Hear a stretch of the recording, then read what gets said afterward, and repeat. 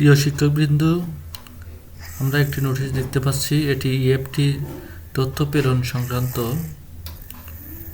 এখানে মাধ্যমিক উচ্চশিক্ষা অধিদপ্তরাধীন শিক্ষা প্রতিষ্ঠানে বিভক্ত শিক্ষক কর্মচারীদের এমপিওর অর্থ ইএফটিতে প্রেরণ সংক্রান্ত উপযুক্ত বিষয়ের প্রেক্ষিতে জানানো যাচ্ছে যে মাধ্যমিক ও উচ্চশিক্ষা অধিদপ্তরাধীন শিক্ষা প্রতিষ্ঠানে কর্মরত যে সকল শিক্ষক কর্মচারীর নতুন এমপিও আবেদন অনুমোদন হয়েছে এবং জানুয়ারি 2025 মাসের এমপিওর জন্য প্রক্রিয়াকরণ করে ইনডেক্স প্রদান করা হয়েছে, তাদেরকে আগামী 8/3/2025 তারিখের মধ্যে প্রতিষ্ঠান প্রদানের মাধ্যমে এমপিও ইএফটি মডিউলে ইএফটিতে এমপিওর অর্থ প্রেরণের লক্ষ্যে অনলাইনে প্রয়োজনীয় তথ্য প্রেরণের জন্য নির্দেশক্রমে অনুরোধ করা হলো।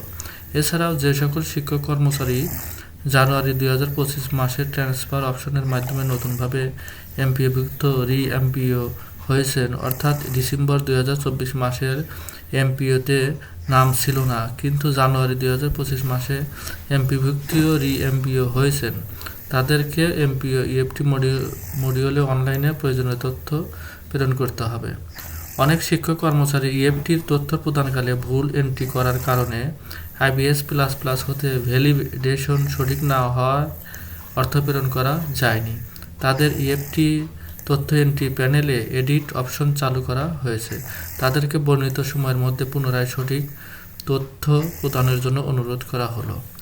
এমপিও ইএফটি মডিউলে তথ্য প্রেরণের পর ডাউনলোডকৃত হার্ড কপি এবং নির্দেশনা অনুযায়ী প্রয়োজনীয় ডকুমেন্ট কলেজের ক্ষেত্রে আঞ্চলিক পরিচালক এবং স্কুলের ক্ষেত্রে উপজেলা থানা মাধ্যমিক শিক্ষা কর্মকর্তার দপ্তরে জমা প্রদানের জন্য অনুরোধ করা হলো।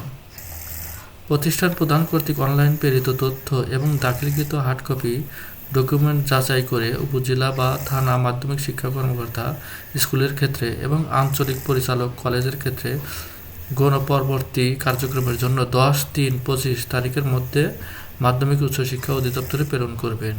প্রতিষ্ঠান প্রদান কর্তৃক দাখিলকৃত হার্ড কপি ডকুমেন্ট উপজেলা বা থানা মাধ্যমিক শিক্ষা কর্মকর্তা স্কুলের ক্ষেত্রে আঞ্চলিক পরিচালক কলেজের ক্ষেত্রে নিজ নিজ দপ্তরে সংরক্ষণ করবেন।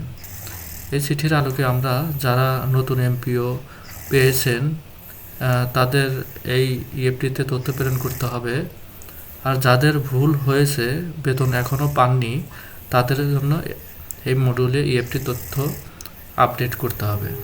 ভালো থাকবেন, ধন্যবাদ।